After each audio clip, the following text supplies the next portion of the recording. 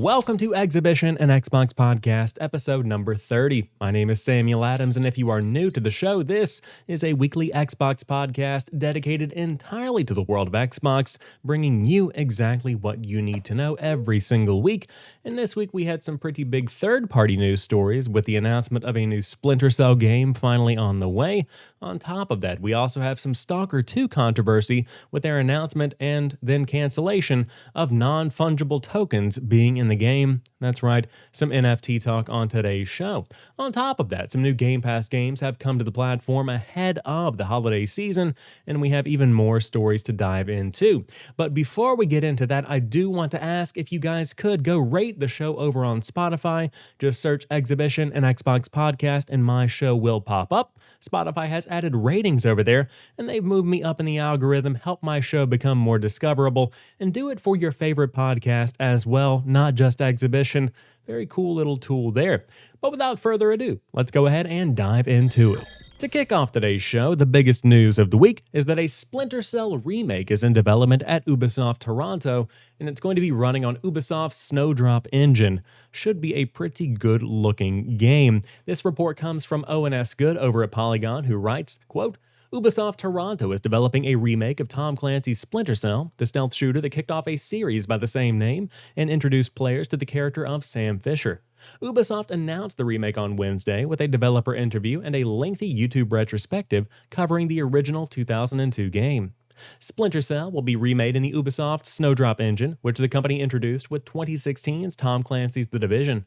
In the interview, technical producer Peter Hondrinos acknowledged that, quote, enough time to miss an entire console generation, end quote, has passed since the last Splinter Cell game, 2013's Splinter Cell Blacklist, despite the pleadings of the series' dedicated fans. Quote, we are going to take the time to explore what this means for us, for light and shadow, for animation tech, for gameplay, AI, even audio, Hondrinos said. We want to bring fans something new, yet still connect them to that feeling that they had 2 decades ago, playing that masterpiece for the first time, end quote. And of course, you can head over and read the entire article on Polygon for more info. But that gives you the basics of what you should expect here. And I think that, speaking of expectations, Ubisoft is going to have a difficult time meeting these expectations. Because what I would love from Splinter Cell in a 2022-2023 kind of time frame is to basically build on what Metal Gear Solid 5 The Phantom Pain really laid down, where it was this small open world stealth game. I think there's definitely a spot for that.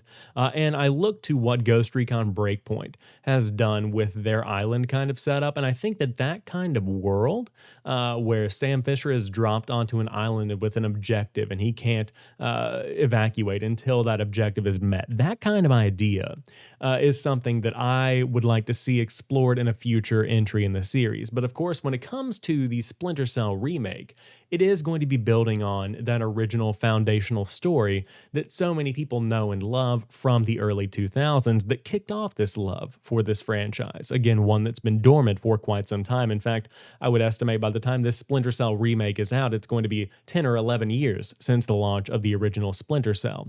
And so with that being taken into consideration, why a remake and not a new entry in the franchise?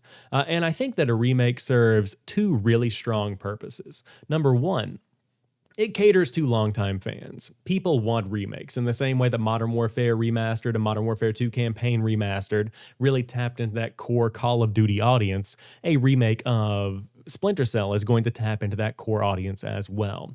But on top of that, a remake serves as a great entry point for those that are brand new to the franchise. And considering the amount of time that has passed since that original game, you are going to have a lot of people that are not familiar with Sam Fisher outside of the cameos that he's had in various console and mobile games over the course of the past 10 years or so. And he's been popping up pretty recently in various games, but again, That's all kind of been leading up to this big remake reveal. And so a remake serves the purpose of not only catering to longtime fans, but also of giving people a good, smooth entry point, kind of a launch point into this franchise to reestablish this name, Sam Fisher, to reestablish Splinter Cell, and to really kind of rise back to the forefront of people's minds when they think of stealth shooter games. And I think that a remake can successfully achieve that. But I would wager to guess that if the remake is successful enough, then Ubisoft is absolutely going to continue bringing new Splinter Cell content to the forefront and release to the public. My concern, though, is that Ubisoft as a company overall has a lot of issues. Of course, there's a lot of talk about HR, there's a lot of talk about equal representation, that kind of stuff that has been discussed in recent years, and that's something that should continue to be discussed. But on top of that, the games themselves are beginning to become a bit too formulaic, and this is something that has gotten worse over the years, and you see Assassin's Creed kind of breaking out of it for a brief period of time and then going back into it. And we'll talk more about Assassin's Creed in a moment, because I've played some Assassin's Creed Valhalla this week. Very much so recommend you dive back into it. But in terms of the formulaic nature of these games, Far Cry 6, while well received largely, was just another Far Cry game. You bust some, bases up, you go kill a big bad boss, and you're good to go. That's your Far Cry formula. On top of that, The Division, you know what a Division game is. You're running some missions, you're freeing up a city, yada, yada, yada. It's The Division. And the same could be said for the majority of their games. But I don't want Splinter Cell just to be another churn and burn every 2 or 3 years kind of release. I want this to be something that is kind of a reset point for Ubisoft, but I don't know that that's going to be it. I do think that they have to be careful with the remake, because if you variate too much from the original plot, if you bring in too many weird various features in here that you might expect from some of today's Ubisoft games, you're probably going to get some kickback from the community. So we'll see how that goes. But overall, it's just nice to see, after years of buildup, that Splinter Cell is finally getting a proper remake, and that we are finally seeing Sam Fisher come back into the limelight. Now, in terms of a time frame on this one, you should not be expecting it for a while, but it is nice to see that you have an in-depth interview with the team, you have a retrospective look on 2002's original, so it seems like they're certainly ramping up production on this thing, and it's probably going to be out sooner rather than later. Would not expect this to be a 5 or 6 year project. You should definitely stay tuned, because I am sure that more news is going to be coming at Ubisoft's conference during the E3 timeframe in the summer of 2022. Now let's talk about Power On: The Story of Xbox, because this is a documentary series that Microsoft has recently released, and it's very well produced. Up now on YouTube if you do want to check it out for free. Also available on a variety of streaming services. But I started watching this earlier in the week during my lunch break at work, and then I transitioned to watching it at night with my girlfriend, who is a trooper. She does not care about Xbox in the way that I do, nor does she like documentaries, but she had the Nintendo Switch and Torchlight 2 rocking while I was watching this documentary, so she's a trooper for that one. But this is a shockingly candid look at Microsoft during the development of Xbox. And I think that going in, I was expecting something that was marketing with a coat of documentary on it, for lack of a better term. I did not expect it to be this candid, but truly, it's interesting to see the people that were there behind the scenes making Xbox happen talk about the missteps, talk about the failures, talk about the failed console exclusivity pitch of Grand Theft Auto 3 for the Xbox that they could have taken from Sony. That kind of stuff is super interesting to think back and say, hey, what if Xbox had this game? What if Xbox had been called 11X? What if they had not chosen but a hard drive in the system? What if they had not chosen to have Ethernet baked into the design of the console? Those kind of influential decisions fundamentally shaped not only Xbox, but the gaming world as we know it today. And on top of these points, it's also very interesting to see the discussions around the failures that Xbox has had over the years. I mean, everything from the console itself not starting up on stage whenever they were supposed to give a live demo just months ahead of the launch, all the way to the Red Ring of Death, which cost an incredible amount of money to Remedy in the long run. And of course, even now, the Xbox 360 generation is still directly associated with an incredible hardware failure. But to track through these iconic moments in the past 20 years, this franchise does so much incredibly well, or I should say the series does so much incredibly well, that I can't help but recommend that you watch it. Really do recommend heading over and checking it out on YouTube. 6 episodes, I think, and they're all between 30 minutes and an hour long, generally clocking in at about 40 minutes or so. So you can check it out in about a day or two if you want to take it at a reasonable pace. But boy, very good production here. I will say they had an outsourced company come in and do this, somebody who is professional documentarians.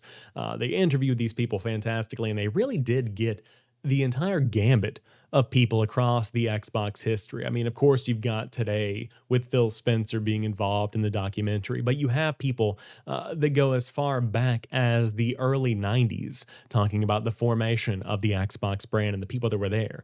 And so to have those faces and to have those stories told firsthand brings a whole different level of passion and a whole different level of insight that you just can't get anywhere else.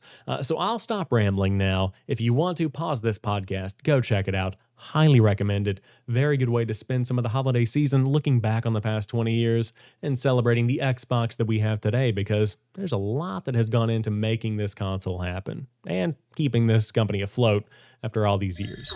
With Christmas on the way, a ton of games are finally launching their holiday-themed events, and Halo is no exception. Here you have Happy Halo Days 2021 up on the official Halo Waypoint blog. This is the last Halo Waypoint update for the year, but it's packed with a ton of information on everything from the Paramount Plus TV show all the way to the Winter Contingency, which is what we're talking about here. Winter Contingency has been declared. All units are mobilized and merry. Over the holiday period running from December 21st to January 4th, dive into the Winter Contingency celebration in Halo Infinite. Play a game each day to unlock free rewards. These include armor pieces, an armor attachment, holiday-themed coatings for your Spartan and weapons, along with a free nameplate, emblems, and a special backdrop. Very cool stuff here. More of a cotton candy vibe. I would have liked to see red and green armor. Maybe some snowball kind of action going on here. I don't know. Just a thought. But very cool stuff. So you can start checking that out on December the 21st. Again, January 4th is when that one does wrap up.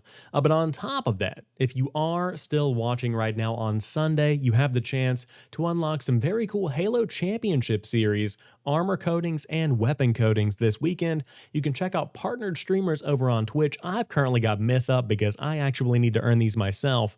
But in short, if you watch for 2 hours of one being a partnered streamer, a co-streamer here with Myth or Summit 1G or whoever, and 1 hour of the official feeds, you can unlock some armor skins and some weapon skins. Here is the armor options that you do unlock. And then on top of that, you do have some very cool looking battle weapon skins as well for the assault rifle, the Magnum, and the battle rifle. All things considered, I'm loving these skin collaborations so far. I think that I've discussed this on the show over the course of the past few weeks, but this kind of stuff is neat because it gives the Halo community incentive to engage with a larger part of the community. I would not really be watching the Halo Championship Series if these weren't a thing. Now, the big question is, am I actively watching the series? No, not really. I'm not a big esports guy, but I will tune in, and I might check it out for a couple of minutes, and it's cool to see this hype around the community for the competitive side of Halo Infinite. But on top of that, these collaborations are neat, but the stuff like Nerf, where you can buy a Nerf gun and unlock that skin within the game, that kind of stuff is very neat as well.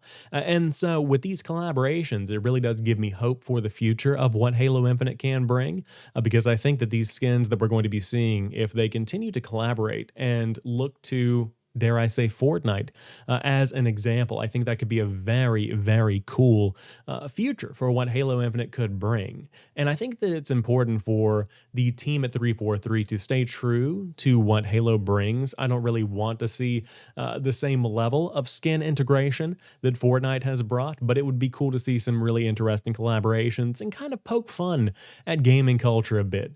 A Mountain Dew skin, a Doritos skin, Seems pretty cool to me. But if you do want to tune in again, this is just running through this weekend. I'm sure there are going to be future opportunities to unlock as well. But the Winter Contingency also coming up on December the 21st, just a couple of days away, running all the way through the start of the new year. Now, on top of that, I mentioned there are other winter-themed / holiday-themed events coming. Frosty Fest is back on December the 16th in Rocket League if you do want to check that out. Rocket League is a game that I have been getting back into via Sideswipe, which is the mobile game. There's currently a Fortnite collaboration going on right now with them. But Rocket League continues to be a very, very fun little game, and this is one that I'll probably check out just because it's free to play regardless, so you can check out some free cosmetics, get that limited time hockey game mode, and get in there, have some good times to celebrate the holiday season. But if you don't like Rocket League, maybe you do like Fortnite, and Fortnite also has an in-game event as well. I want to pause here because I will say about 2 years now, I haven't even thought about Fortnite. Now, I played a lot of it back when it was first rising to popularity. But I was like, hey, Chapter 3 is starting. I'll go ahead, dive back in, see what's changed. I'll just check it out for a couple of minutes. Here I am, 2 weeks later, and I am now continuing to play this game. I am going in, checking my dailies. I probably play between 2 and 3 matches of Fortnite every day, just solos mainly. But it's a really good time, and I don't know how to feel about it. I kind of hate myself because of so many good games being out. Still haven't finished the Halo Infinite campaign. Have some thoughts on that. Might save that for a future episode in January. But I also have so many multiplayer games to play. Battlefield is out right now. Don't own it, but I could buy it. It's always on sale because it seems like it's not been good. But Battlefield is out. Halo's out. Back for Blood. Aliens Fireteam is on Game Pass. Serious Sam 4 is now on PC Game Pass and console Game Pass. The Gunk is out right now. The games are limitless, and here I am playing Fortnite. But I digress. Very cool stuff they're doing here. So if you want to get in there are 14 days of free items you can unlock by heading over to the Yule Inn over here. I don't know what you actually call it, but there are tons of gifts. You click on them and you unlock them every day. But we're talking about weapon skins, character skins, all of the good stuff, some backdrops, all of the things you would expect from Fortnite, all completely for free. And you can check out some V-Bucks if you want to get that battle pass and start grinding for Chapter 3. But the game runs beautifully on Xbox Series X. I've been kind of bouncing back and forth between PC and console, but I'm kind of leaning towards console right now, just because that's what I own and know so well.